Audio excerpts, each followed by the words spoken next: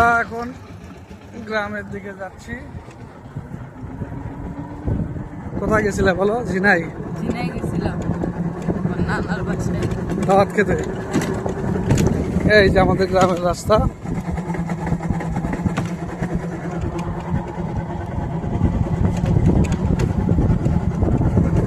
এই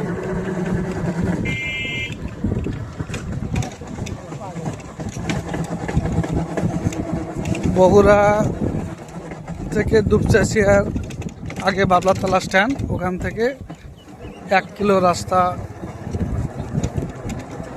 পর আমাদের গ্রাম। এই হচ্ছে পাকা রাস্তা। মাঠের ধান সব পেয়ে গেছে না।